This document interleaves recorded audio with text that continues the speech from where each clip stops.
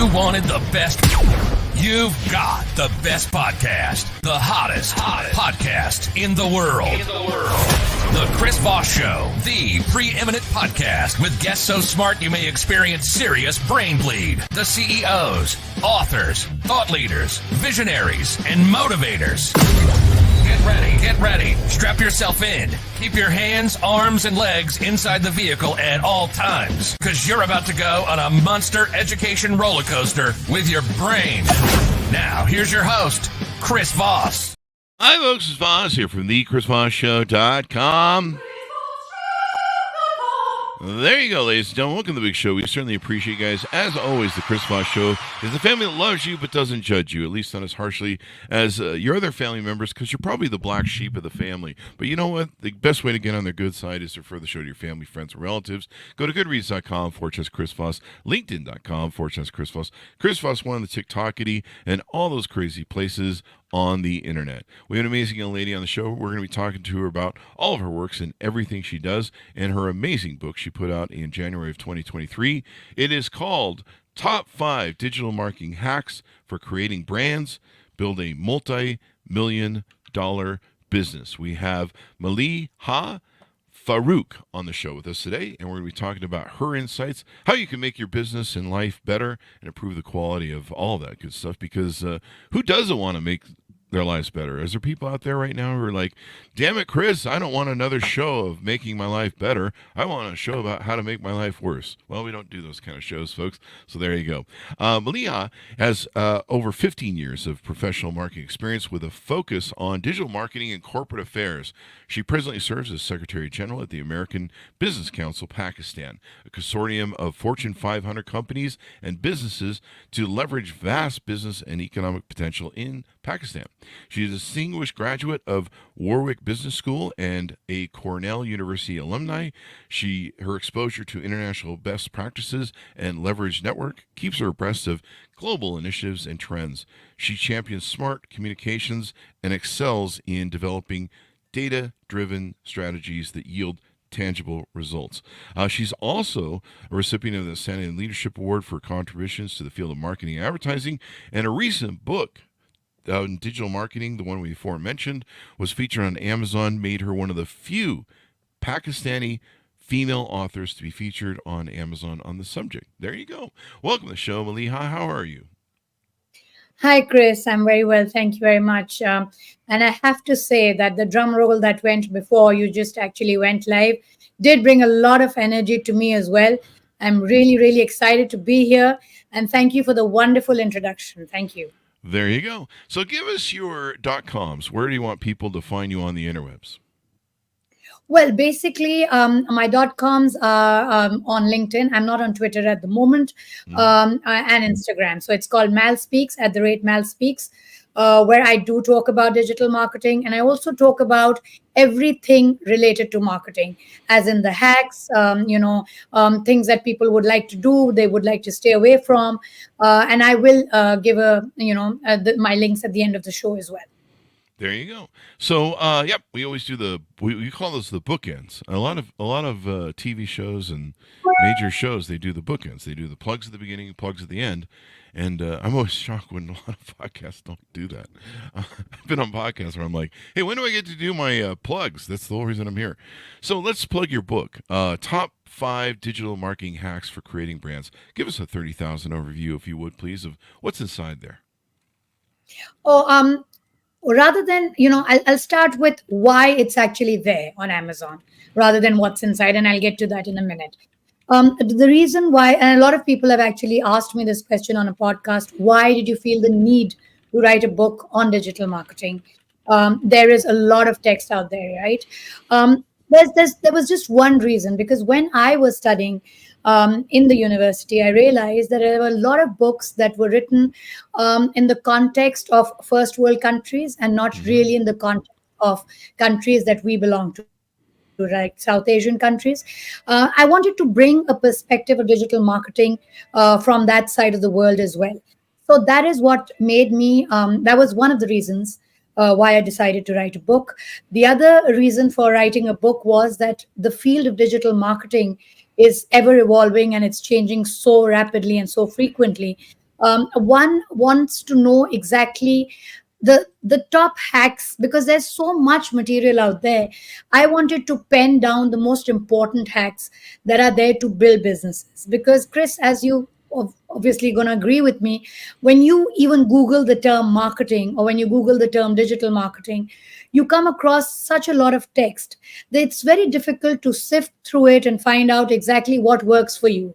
So this is an attempt, and the book actually features on very different sections of how you can look at digital marketing from your business point of view, and as you rightly mentioned, create a multi-dollar business, a multi-million dollar business. There you go. And there's so much you can do now. I started my first companies in what we call the brick and mortar. And Yes. you had to buy a business and spend a lot of money and set it up and then hope it made some money. You're just like, well, I hope this thing Yeah. makes money. Um, it makes all the difference in the world. But now with online marketing, there's like so much you can do that's just it's just crazy what you can do. And so But you know what's crazy about it is that you can do so much with it, but you still meet people who are trying to find out where to start, mhm, um, what to do, exactly how to go through all that information and try and find out what best suits their business. So there still is a dearth of data, and there's still a dearth of text that can actually guide people on where to start. And mhm. my book is basically a very very humble way of me expressing how you can sort of deal with this entire gamut of information. There you go. So let's talk a little bit about how you were raised and how you grew up and what motivated you to excel there in Pakistan and get into social media marketing. Well, I've, as you mentioned, I do belong to Pakistan, born and bred here. A small family. I just have a brother. The reason why marketing has always appealed to me, and that is when I did my first my first degree, my first professional degree, which was my BBA, I realized that when I looked at marketing, it was something that did not have to put in a lot of effort to understand. It is something that came naturally to me. And then when I looked around, and that is a time when I'm talking about the early 2000s, where this part of the world was primarily focused on either becoming a doctor or becoming a chartered accountant. And I did face a lot of backlash when I decided that I wanted to be a marketer, primarily because people believed that this kind of marketing job would probably not be quite self sustaining.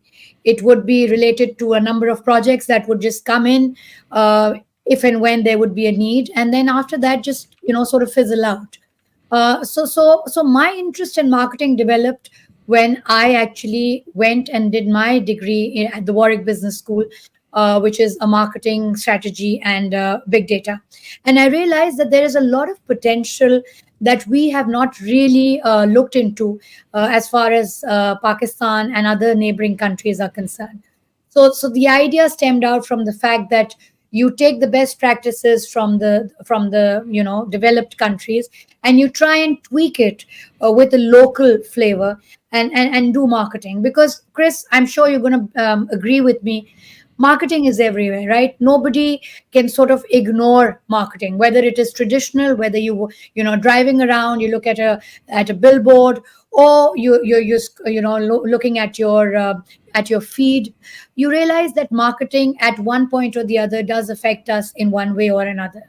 And I wanted to be the driving force behind that as well. So that was one of the reasons why I decided that I'm actually not going to take it as a hobby. I'm going to take it as a career, and I'm going to one day, hopefully, try and remove that stigma from marketing, which we still face, that it's more of a cost to a business than an investment.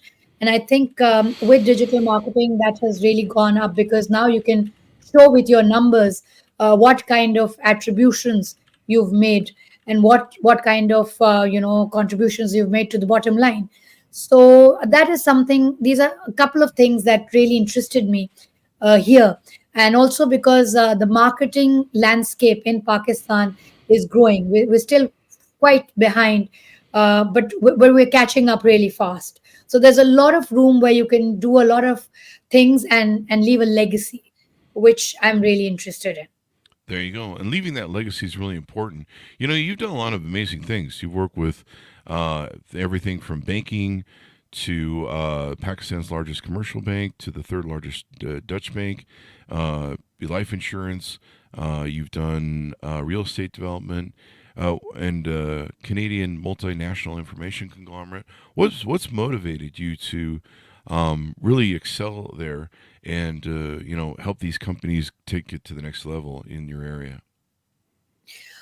Chris, I think there is one driving force behind everything that you've mentioned that I've done, and that is basically to help companies realize what their pain points are, and try and give them those value additions that they're probably not getting elsewhere.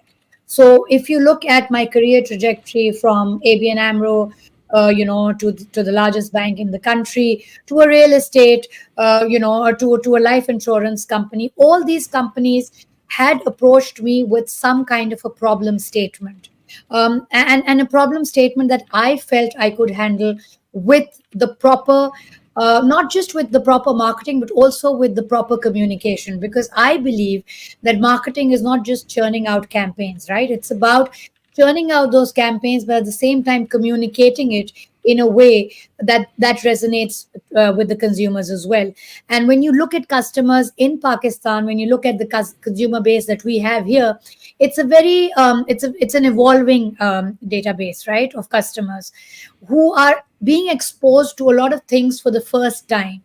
And this is where the opportunity lies in, to be a market leader, to be and have those brands become the top of the mind in the consumers, right?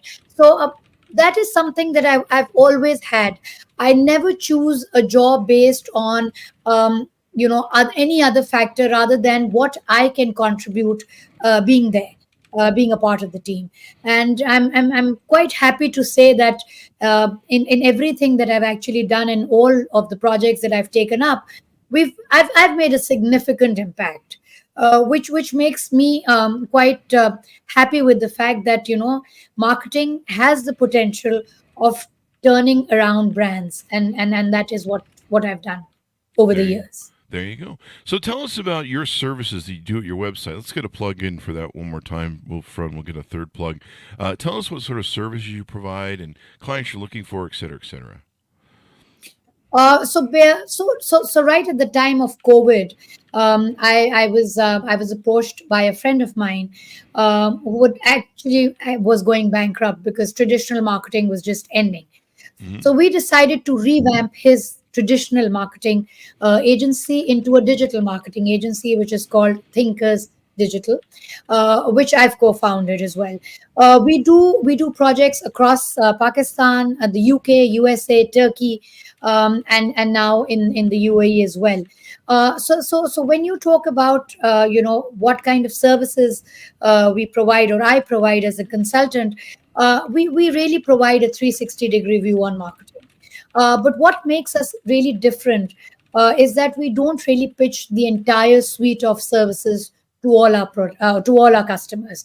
We look at what exactly will work, what the pain points are, where we can add value, and also we look at budgets.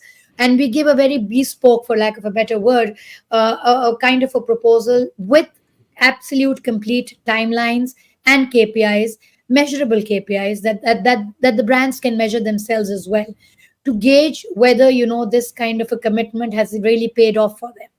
And so we do the full app development, website developments.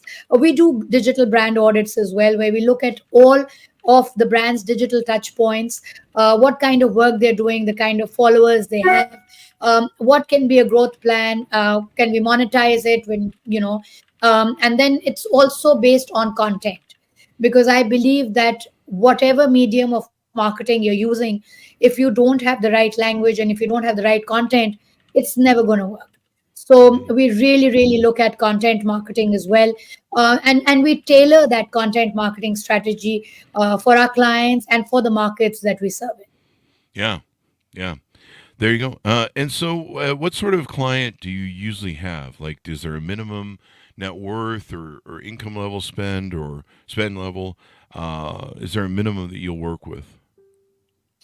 No, when we started off there was no minimum threshold that we kept, primarily because we wanted to get it on. We wanted to start the agency and get on with projects. We usually get a lot of startups from the places that I've mentioned, in the countries that I've mentioned to you. And primarily the reason for working with startups is that it's very exciting, and it's very real time as well, Chris, because they know exactly the kind of things that they want to churn out, let's say in 3 months, in 6 months. So helping them out in with their marketing is a real high, because you tend to understand what they want. And there's a lot of if I may put it, there's a lot of A/B testing that we do with as well, because every startup is different, and when they operate in different markets, there's a lot of testing that we do in terms of the kind of concepts that we take out for them. But having said that, we obviously don't have a scale that we work on. We primarily work with brands that we feel we can add value with, but at the same time, brands that could add value to our name and our brand as well. Because at the end of the day, when we are pitching to clients, one of the most recurring questions that I get is, which clients have you served prior to sort of pitching to us. And that is very important, and especially in a market like Pakistan, where marketing, the kind of marketing work that we do is not scaled up to that level. So having a brand that is probably a multinational operating in different regions, a startup that has done well, that just adds validation to the spectrum of work that we do, and the kind of help that we can provide to brands. So that is Hmm. very important to us. So we don't really, but having said that, we do ask for budgets prior, Hmm. and at the time of pitching, because that also gives us an idea. Because there are a lot of times when customers do come in and they have a very extensive array of services that they want from the agency, but obviously they do not have budgets to back that up. So what we do is we look at those budgets, and we divide the services into phases. And we make sure that whatever we are pitching in whatever time frame is delivered, so we move on to the next phase of our services. And this kind of business model has really worked for us, because I believe over time, customers have also tried, they've accepted our view of pitching them something that would actually work for them, rather than just giving them everything that we do. so There you so go. that is something that we're very, very proud of as well. Do you want to tease out any? You can't give away client details for client privilege, of course, but do you want to tease any maybe successful anonymous campaigns you've run or things that you did for a client they were struggling with, and maybe you stepped in and helped them? Yes, absolutely. I think about 2 months back, we were working with a sports brand in Turkey, and they were churning out a lot of influencer videos with their products, but they weren't really getting the engagements, and they weren't really getting the views. And they were looking at a matrix that they were very concerned about, and that was impressions. So if I and just for the listeners, if I could just say, impressions is nothing. It's basically the number of people who've actually seen it. So it's the number of people who that particular content piece has been served to, whether it's a Hmm. post, whether it's a video, or something like that. But when you look at videos, Chris, impressions is not the right matrix that you look at, because it can be shown to 1,000 people. But what really matters is, and I'm sure you've looked at it from a podcast point of view, is how much time does the listener or the viewer spend with engaging with that video or that podcast episode. So if I look at you, it's probably the number of minutes that they're into listening to your podcast. So the same way, there is a graph that people follow when it comes to videos, right? Hmm. And that is, what is your most viewed point, what is your least viewed point in the video, what is your average duration of the consumer viewing it, right? And these are some of the matrices that were absolutely not being looked at by the brand.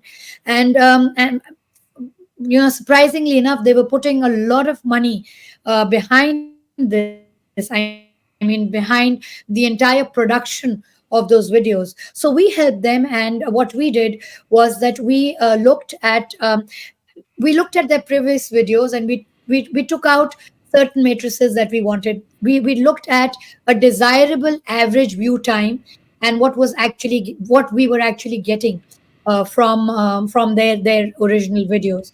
We sort of tied that up. We did a lot of A/B testing as well. We brought in a lot of huge user generated content, where we said that we'll just not only work with brand ambassadors, we'll actually come and we'll make a video with your consumers who actually use the product. And frankly speaking, there was a lot of skepticism to that, because they had probably had contracts with these brand ambassadors that they were paying huge sums of money to. But sometimes what brands need to do is just step back, look at what the customers actually want. And when we did that, we brought in real customers, real stories, real products that they bought. And we took up the average duration time from, I think, 26 seconds to 1 minute and 10 seconds, which is statistically the most important time through which there is the bounce rate is the least. So that is the time when usually the customer, if a viewer has actually watched it till that time, the probability of them switching it off goes considerably down. So I think that is one success story that we've looked at, and it's worked for us. So my message to all brands would be to at least understand the kind of matrices that are actually important for the content pieces that you're churning out. It's not only the brand names, and it's not only brand ambassadors, but sometimes people want to see the real thing, and that is what we give them. There you go. It's quite interesting, all the different work that goes into it. What do you love about doing what you do and the work that you do for your clients? What is it that motivates you and keeps you waking up every day and returning to work? Well, that's an excellent question, Chris, because somebody asked me how many years have you been working for? I think that somebody asked me this last week. I said I've never worked a day, because when you love what you're doing, it never feels like work. What motivates me to actually get up every morning and do what I do is the fact that I can see those real time changes that makes brands work. Um, Brands are everywhere, right, Chris? I can see this on my screen right now. You have all your branding there. That's a brand. So Mhm. when you work with brands, and when you feel that you've made it a positive change in the brand life cycle, or you've made a positive change in getting it to top of the mind recall, or getting it the bottom line, as some of the brands struggle with, that is a completely different high, for me. So when I see that my work is being looked at by consumers, it's being shared, there is virality, there is engagement, and so that leads to a very positive kind of an energy that is instilled in the kind of things that I do. And then to top it up, marketing is evolving by the minute. So Mhm. you just what you did, let's say 6 months back, is probably being copied by a lot of brands now. So you have to come up with something new.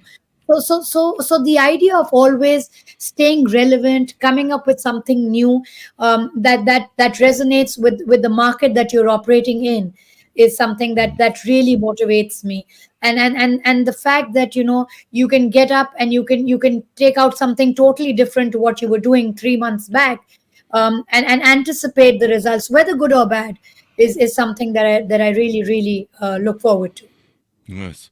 So, what do you see as the future this upcoming year? Say maybe just in 2024, AI is coming along. What do you see in the future of the business of online marketing? So AI is something that we've really taken up to, because I mean, I was just talking to somebody, and they said that Chat GPT is a part of the bookmark of every laptop these days. We're all using either it's Gemini or a Chat GPT or whatever. But when you talk about the future, I'd like to mention something that I've recently done, which is a relatively uh, unknown new field of marketing, which is neuromarketing, which I've recently done a certification for, which makes me the first Pakistani, um, NSMBA certified neuromarketer in Pakistan. So what it does is it goes beyond conventional digital, and it goes back to the very authentic way of doing marketing, which was combining principles of neuroscience, cognitive and behavioral marketing, and it comes up with real time. It sort of blends neuroscience and marketing to understand what goes on in the consumer mind, whether it is attention, whether it is impulsive decision making, whether it is memory, whether it is pricing. What is the kind of pricing that would make me activate a reward system in my mind and probably grab that product. So I think the future of marketing is still going to be digital. It's still going to be AI, because that's the medium through which we communicate these days. But what I do feel is that we are going back to understanding the way consumers actually behave, and coming up and totally disregarding the assumption that sometimes we as marketers have, that consumers are very rational. They know exactly what they want to buy. They stay away from what they don't want. Because Chris, you'll be surprised when I did this, when I do these studies, and there are a lot of neuromarketing tools that you use with consumers. You understand that sometimes the preconceived notions that marketers have about consumers are absolutely wrong. So I Mhm. feel the future of marketing is to make it less complicated, to understand what consumers actually want, to churn out marketing that resonates with them, and something that I always say in my interviews is grabbing the attention ROI, because we all talk about return on investments, but we have to look at the new matrix, which is the attention ROI. And that is something that the future of marketing is going towards. When we look at AI and when we look at machine learning, it is actually replicating what the way our brain makes decisions, and the Mhm. way our brain sort of computes big data. Mhm. So going back to those basics is the future. And there are a lot of brands, there are a lot of international brands that have approached me to understand more about how they can stand out of the clutter in this day and age, because obviously we are bombarded with a lot of marketing information, and that is something that I feel the future of marketing is going to be making it less complicated, but at the same time, just understanding what consumers want and give them exactly what they want in the time frame that they have for you. Yep. There you go. I mean, AI is really cool. I mean, it's really helped me make better ad copy, Yes. write presentations, different marketing stuff. It's just like, I've even had editors. Like, I think for my Amazon page on my book, my editor helped write the page for it, and for some reason, I just never liked it. I don't know why. There were some words that I insisted on having in there that kind of were jumbling it, and the editor, I'm like, I want those words in there, and they're like, okay, well, and it just didn't. I don't know, it just didn't ever read right in my mind. I didn't like it, and so then ChatGPT came along, and I put the description of the book in there, and man, it wrote some really professional and Yes. nice. So it wrote something better than me and my editor combined. Yeah. And so, that utilizing tools like that, especially if you're working with clients like yours, are going to give you guys more power to deliver great resources and different things. What haven't we But you talked to? Go ahead. But you see something, sorry to cut you, but you see something that is very funny as well, is that when AI sort of came up, a lot of people were very skeptical that it's going to take a lot of acting jobs away.